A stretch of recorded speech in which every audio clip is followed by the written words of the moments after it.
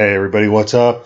Thought I'd do a quick video on some adjustments, specifically dealing with a tight race car, which is today's topic. Tight or understeer, sometimes people refer to it as the car has the sensation of plowing. What this is you're going into a turn, and as you're going into a turn, you're trying to steer the car to the left to make it go around the turn, but instead of wanting to go left, the car wants to go straight. That is considered tight or understeer. If you're in a track with banking, sometimes people say it wants to climb the wall instead of turn. These are a list of basic tight adjustments, which I can go through and exactly what the impact is and where. But before I spend any time on these specific things, I want to talk about adjustments in general for a minute. And these are specific for the NASCAR Heat series of games, although they would work on any racing game that is oval based, where you're basically turning left and don't have to turn right.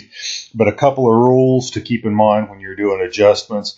Number one is adjustments to the right side have a much bigger impact than adjustments to the left side. When you're making the left-hand turn, all the weight shifts to the right side, so adjustments to that side are going to have a bigger impact than adjustments to the left side. Wedge has a very dramatic impact. So if you think about making an adjustment, a little bit of an adjustment in wedge will have more of an impact than a lot of adjustment in another area. So usually move the wedge in small increments unless you are really in bad shape as far as handling goes. But keep in mind it has a dramatic impact. Camber adjustments impact tire wear significantly. You can make a car really fast by making changes to the camber adjustments, but you pay for it in terms of tire wear. Any specific track setups I have are designed to have a camber setting so that you can make it all the way through a fuel run and still have some rubber left on the tires. So just remember that camber adjustments significantly impact tire wear.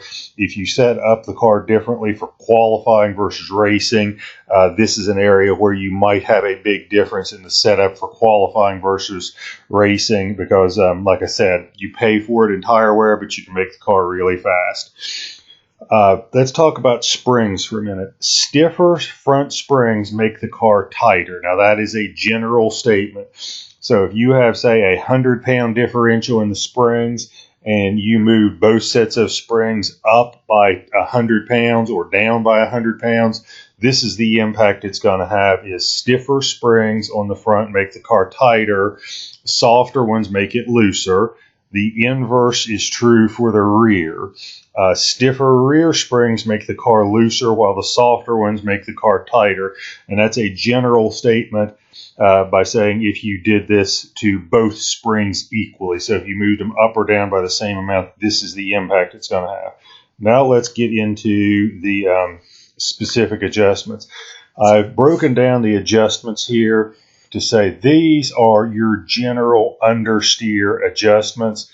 These are adjustments that will help on corner entry. These are adjustments that will help in the middle.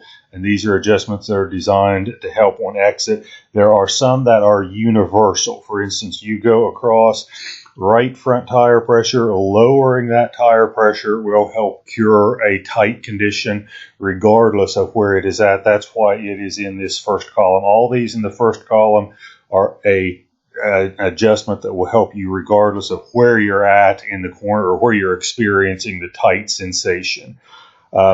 Other things such as the bump settings, which is on the shocks, and the rebound settings have more specific impact in different areas.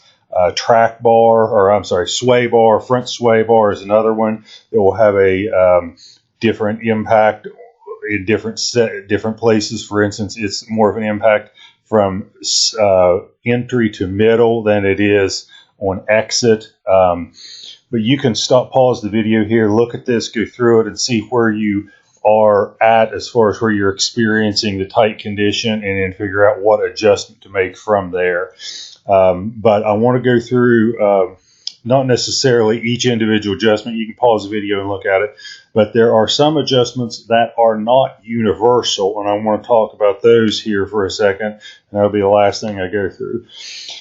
This is the same spreadsheet, but it is color-coded, okay? Now, green is, you make that adjustment, it's going to alleviate the tight condition about anywhere you're at in the corner, okay?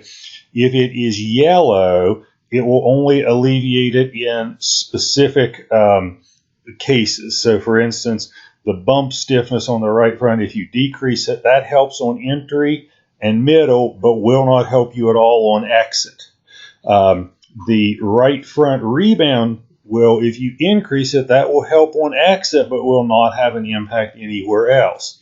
Other areas are things where it can help a tight condition by moving it a specific direction in one part of the corner, but that adjustment will make you more tight in another part. For instance, the left front rebound. If you decrease it, that's going to help alleviate the tight condition on entry, but it's going to make the tight condition worse on exit. So anything in red is something that either only impacts you in one specific area or can have a different impact in one area versus another. So the right rear rebound, if you increase it, that's going to help you on corner entry, but it's going to hurt you in the middle. So keep in mind that these adjustments are not all universal. Green will help you anywhere you're at. Yellow will help in specific, at least two specific areas. But the red is ones that it can help you in one sense, but it can hurt you in a different part of the corner. So I hope that gives some insight into what to do to deal with a tight race car. If there are specific questions you have, or other videos you'd like to see, or setups you'd like to see for a specific track or specific series, let me know. I'd be happy to share those. And leave any comments, and I'd really appreciate it if you would like and subscribe to the channel, and let me know what you want to see, and I'll try to do more videos. Thanks for watching.